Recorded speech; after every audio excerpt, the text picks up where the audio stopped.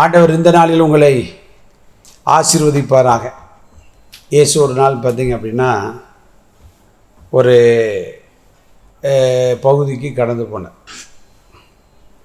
அவ்விதமாக ஒரு பகுதியில் கடந்து போகும்போது பார்த்தீங்க அப்படின்னா பிசாசின் பிடியினாலே தன்னைத்தானே காயப்படுத்தி கொண்டிருந்து ஒருவரால் அடக்க முடியாத ஒரு போராட்டத்தில் இருந்த ஒரு மனிதனை குறித்து ஒரு மனிதனை இயேசு பார்த்தார். பார்த்து அவருடைய நிலைமையை கண்டபோது அவர் என்ன செய்தார்? மனதுருகினார். அவருடைய நிலைமையை பார்த்தபோது பல ஆண்டுகளாய் அவனுக்கு அப்படிப்பட்ட ஒரு வேதனை. பைபிள் அவனை பற்றி என்ன சொல்லுது அப்படின்னா, மார்க்கு 5:4 நான் வாசிக்கும்போது, அவன் அநேகந்தரம் விலங்குகளினாலும் சங்கிலிகளினாலும் கட்டப்பட்டிருந்தும் சங்கிலிகளை முறித்து விலங்குகளை தகர்த்து போடுவான். அவனை அடக்க ஒருவனாலும் கூடாது இருந்தது. பார்த்தீங்களா? அவனை அடக்க ஒருவனாலும் கூடாது அப்படின்னா அவனை கண்ட்ரோலே யாராலுமே பண்ண முடியலை. திறமைசாலிகள், பலவான்கள், பெற்றோர்கள், நண்பர்கள் எல்லாரும் பார்ப்பாங்க. ஆனால் அவனுடைய சூழ்நிலை சரியில்லை. ஆனால் இயேசு அவனுக்காகவே அந்த பகுதிக்கு வந்திருக்கிறார். அந்த கதநேருடைய நாட்டில் வந்தார் என்று சொல்லுவோம். பார்த்திங்க அப்படின்னா யாராலும் அடக்க முடியாத ஒரு பிரச்சனை. ஆனால் இயேசுவை கண்டபோது பார்த்திங்க அப்படின்னா அப்படியே சரண்டர் ஆயிட்டு, உன்னதமான தேவனுடைய குமாரனே, நீர் எங்களை வேதனைப்படுத்த வந்தீர், எங்களை விட்டுருங்கயான்னு சொல்லக்கூடிய அளவிற்கு அந்த அடக்கக்கூடியாத பிரச்சனை இயேசுநாதரை கண்டபோது அடங்கணும்.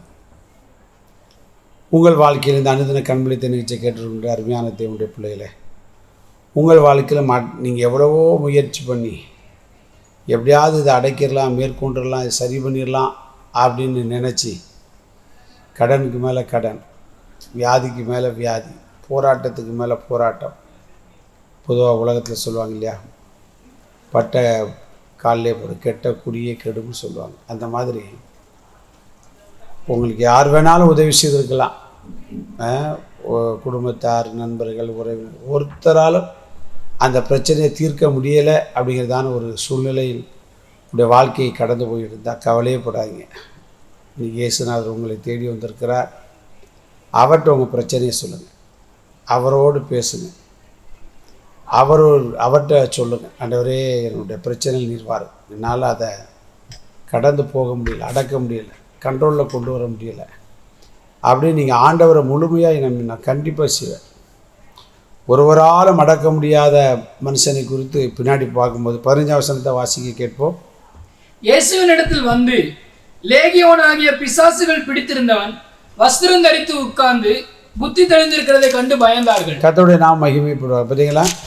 ஸ்தோத்திரம். இயேசுவிடத்தில் வந்து அவன் எப்படி உட்காந்துட்டான்? வஸ்திரம் தரித்து அமைதியாக உட்காந்து. நம்ம ஆண்டவர்கிட்ட மட்டும் நம்ம பிரச்சனையை சொன்னோம் அப்படின்னா, நம்ம மனுஷன்கிட்ட பேசுகிற நேரங்கள் தெய்வ சமூகத்தில் செலவழித்திருக்கலாம். எந்த பிரச்சனையாக இருக்கட்டுமே, ஆண்டவர்கிட்ட போய் சொல்லியாச்சுன்னா அது ஆட்டோமேட்டிக்காக நிச்சயம் அடங்கிடும். சீசர்கள் இயேசுநாதரும் ட்ராவல் பண்ணும்போது அதுக்கு முந்தின அதிகாரத்தெல்லாம் பார்க்குறோம். காற்றும் கடலும் கொந்தளித்து அவங்க எடுத்துக்கொண்ட முடிவு என்ன? ஆண்டவர்கிட்ட போய் சொன்னாங்க, ஆண்டவரே நாங்கள் மடிந்து போகிறோமே. உடனே நீங்கள் ஏன் பயப்பட்டீங்கன்னு சொல்லி உடனே அது செய்தார், அவைகளை அடக்கினார். அது பார்க்குறோம் 4:39 பார்த்தீங்க அப்படின்னா, அவர் எழுந்து காற்றை அதட்டி கடலை பார்த்து இறையாதே அமைதலாயிரு என்றார்.